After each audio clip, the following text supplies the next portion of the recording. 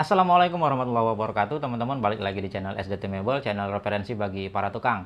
Nah, di video kali ini sesuai permintaan teman-teman nih. Jadi banyak yang minta ya, Bang, bikin dong list produk yang paling worth it di tahun 2020. Jadi karena ini udah di akhir tahun ya. Jadi ya agak bingung juga ya, agak pusing juga ini mikirnya memilah-milihnya. Dan di sini ada saya simpulkan kira-kira mana yang paling worth it berdasarkan range harga ya. Oke, jadi ini berdasarkan versi saya ya, berdasarkan channel SDT Mebel. Kalau teman-teman punya versi lain atau dari channel lain itu beda ya nggak masalah. Ini hanya sekedar yang barang yang udah saya review dan saya banding-bandingin yang paling worth it itu apa. Mungkin ini bisa jadi pertimbangan untuk teman-teman. Oke, yang pertama yang mau kita bahas di sini adalah ini terutama apa ya? Kita mau bahas yang mesin-mesin cordless dulu ya. Mungkin ini adalah part satunya. Kalau teman-teman nanti request lagi ada yang mungkin bukan yang cordlessnya, itu mungkin akan kita bikin di part 2-nya. Oke, yang pertama ini adalah mesin bor ya, mesin bor cordless.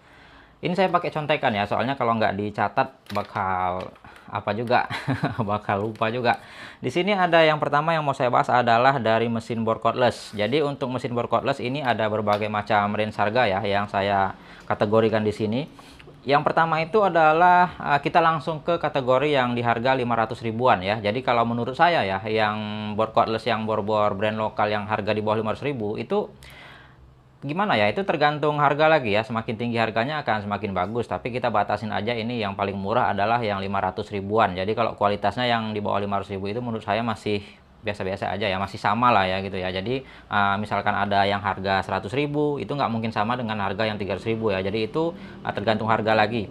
Nah, untuk yang di pasar 500 ribuan ya, di range harga 500 ribuan itu kita kemarin udah bahas ya beberapa bor yang udah kita adu juga, dan pilihannya itu kalau yang paling saya rekomen adalah itu jatuh pada bor NRT Pro DC340 yang versi terbaru, yang new ya. Itu harganya 500 ribuan, 500 up lah ya. Nah, jadi kenapa pilihannya jatuh kepada NRT Pro? Karena kemarin memang udah kita bahas dan memang dia itu yang paling unggul. Jadi menurut saya itu adalah pilihan yang paling saya rekomen untuk teman-teman di harga 500 ribuan.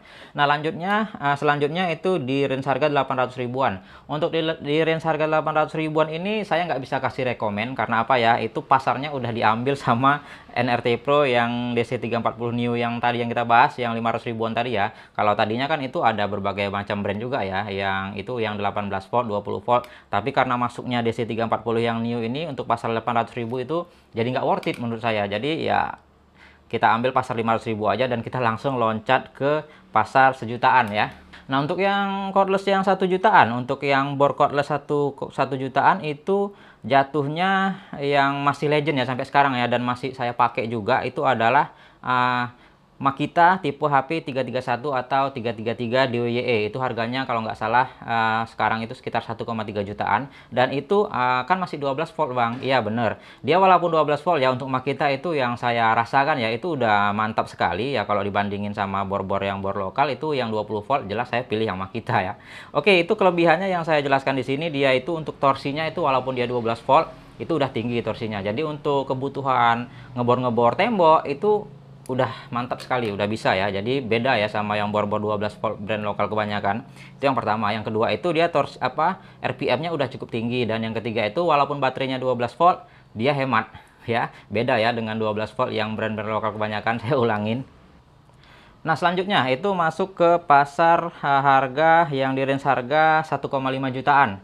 Untuk yang 1,5 jutaan itu saya rekomen untuk bor cordless itu adalah brand Inco ya. Inco CIDLI 2002, itu harganya 1,5 juta.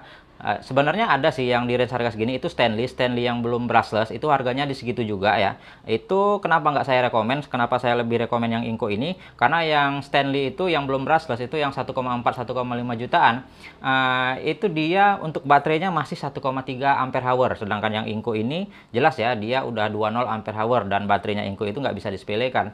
Nah, untuk pasar 1,5 jutaan itu saya jatuhkan kepada Inco CIDLI 2002. Nah, lalu yang ke berikutnya ya, itu yang di pasar 2 jutaan. Yang di pasar 2 jutaan itu saya kasih rekomen ke teman-teman untuk memilih bor yang brand Stanley ya. Stanley itu tipenya SCH20 C2K. Itu beda ya sama yang tadi ya, yang saya jelaskan sebelum ini tadi itu yang belum brushless, sedangkan yang ini yang udah brushless.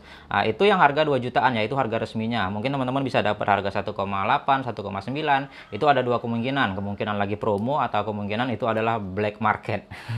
Yang pastinya untuk harga resminya itu adalah di atas 2 juta, dan untuk pilihan 2 juta itu saya jatuhkan kepada Stanley karena apa? Dia itu udah brushless ya, brushless, dan bisa dikatakan untuk 20 volt, dan baterainya Stanley juga itu nggak main-main ya, itu udah brand terkenal. Dan untuk pilihan segitu ada banyak ya, ada Makita, ada Bosch, dan itu nggak bisa masuk karena udah ada Stanley ini, dan Stanley ini merupakan pilihan yang paling saya rekomen.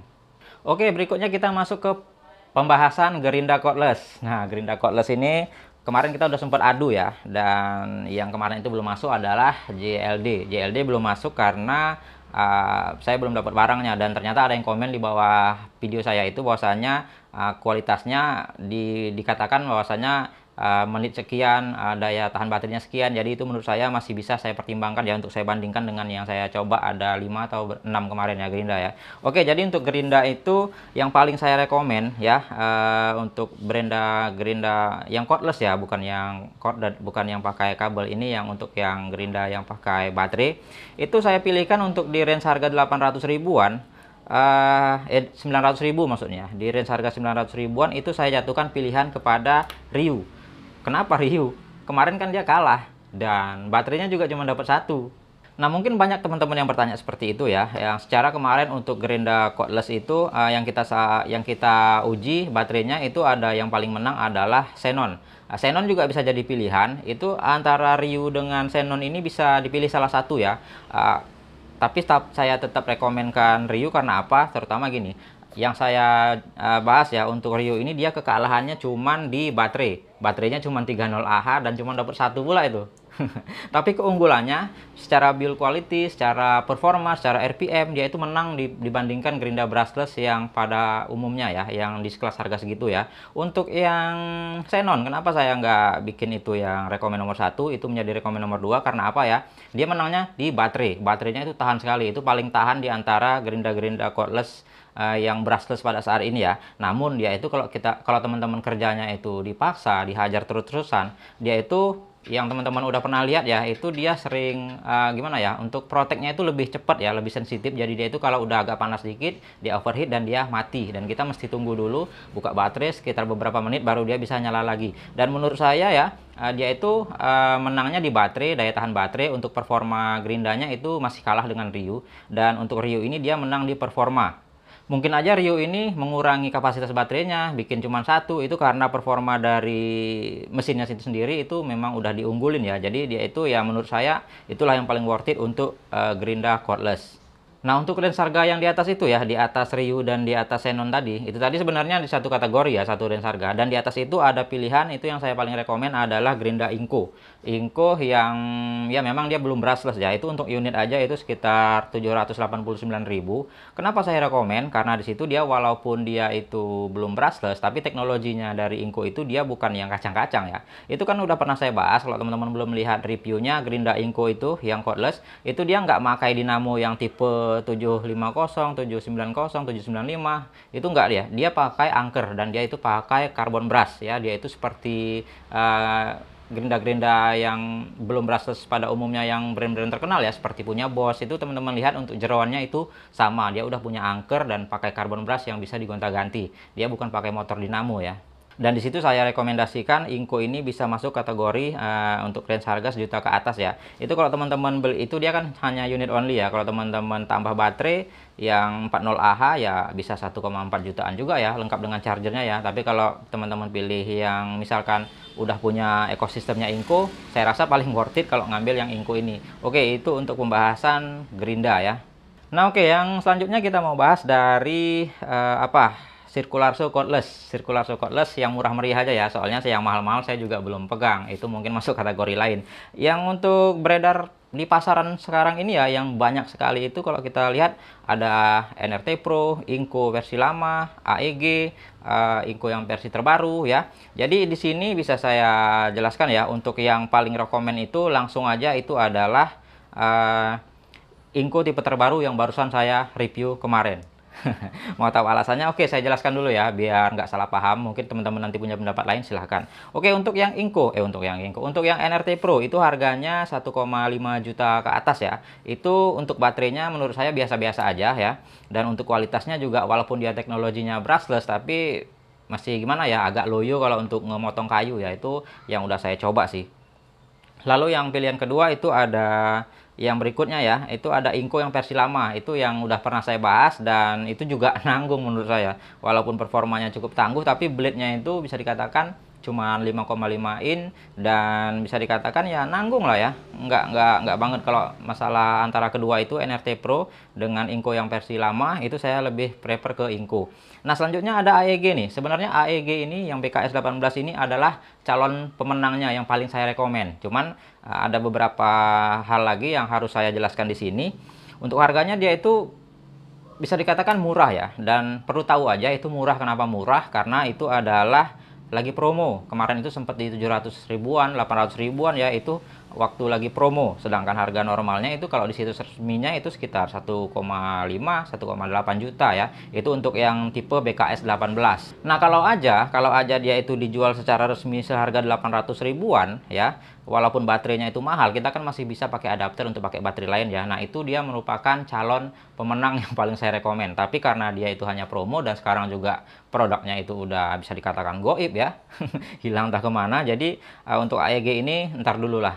Yang paling saya rekomen adalah Inco versi terbaru. Untuk tipenya nanti saya tulis kalau ingat ya. Itu yang paling rekomen menurut saya karena performanya juga itu menurut saya walaupun dia masih 6,5 in ya sama sih, AEG juga 6,5 in, tapi dia itu untuk manajemen suhunya dia lebih bagus dan bisa dikatakan ya untuk speknya itu hampir mirip-mirip dengan AEG. Di antaranya adalah RPM-nya yang udah cukup tinggi, performanya yang oke, dan bisa dikatakan ya untuk handlingnya nyaman, build quality-nya oke, dan segala macam ya. Dan disitu saya putuskan untuk Inco tipe terbaru ini adalah kandidat pertama yang paling saya rekomendasikan untuk cordless circular saw di tahun 2020 ini. Nah, berikutnya ini bonus saja ya. Bonus ini mau saya kasih kategori untuk circular saw yang pakai kabel ya, yang listrik ya. Mungkin teman-teman nanti ada minta kategori lain, itu bisa kita bikin part 2-nya. Ini hanya bonus aja. Ini mau saya kasih rekomendasi untuk circular saw elektrik ya. Jadi di sini nggak berdasarkan harga sih sebenarnya. Ini hanya yang paling worth it menurut saya aja. Ini ada dua kategori. Kalau saya ada duit ya, kalau uangnya cukup ambil yang ini, dan yang nggak cukup ambil yang ini. Jadi gini, hanya ada yang saya kasih rekomendasi itu hanya ada dua kategori. Yang pertama di kategori 500 ribuan. Itu kalau saya ada duit pasti, kalau dananya minim ya, saya ambil Ryu tipenya yang tipe terbaru, itu tipe 185 versi 2 yang kemarin yang udah kita review ya. Walaupun banyak minusnya, bukan banyak minusnya, ada minusnya, itu pernya agak keras ya. Untuk blade guardnya itu bisa diganti, dan blade-nya juga, blade bawaannya itu kurang tajam menurut saya, dan itu bisa diganti juga dengan yang lebih proper. Tapi untuk harganya itu cuma 500 ribuan, dan dimana untuk pesaingnya itu di harga 500 ribuan itu masih pakai model Makita yang lama ya, yang pakai naik turunnya itu pakai plat yang bisa dikatakan masih bentuknya segitu-segitu aja. Tapi untuk yang Ryu ini tipe 185 versi 2 ini menurut saya udah paling bagus ya untuk harga 500 ribuan. Nah, kalau ada dana lagi saya tambahkan dikit untuk ambil di harga 800 sampai 900 ribu ya. Itu ada DCA itu tipenya AMY 185 ya. Itu saya juga rekomendasikan karena untuk kualitasnya menurut saya itu nggak main-main, mantap sekali. Dan ada juga kembarannya ya, yang satu pabrik ya. DCA ini ada sama dengan Dongcheng, Sumo, itu satu pabrik. Jadi teman-teman pilih aja mana yang kira-kira bentuknya sama dengan DCA AMY 185 ini. Jadi itu menurut saya adalah yang paling worth it untuk diambil. Nah, setelahnya di atas 1 juta itu saya nggak rekomen lagi ya. Circular saw di atas 1 juta itu udah tergantung harga. Makin tinggi harganya makin mantap, itu aja. Jadi nggak bisa saya pilihkan lagi, soalnya barangnya juga saya belum banyak pegang ya untuk range harga segitu. Jadi untuk di harga di bawah 1 juta itu tadi, dua itu tadi yang saya rekomendasikan ya. Kalau nggak harga 500 ribuan ya 800 ribuan, itu aja sih. Untuk DCA ini juga tergantung daerah, ada juga yang 700 ribu. Tapi kalau saya punya dana, mendingan langsung ambil ke DCA-nya aja ya, karena kalau Ryu juga masih nanggung, tapi kalau dananya mepet ya mending Ryu aja ketimbang yang lain. Oke, mungkin itu aja untuk rekomendasi video kita kali ini ya.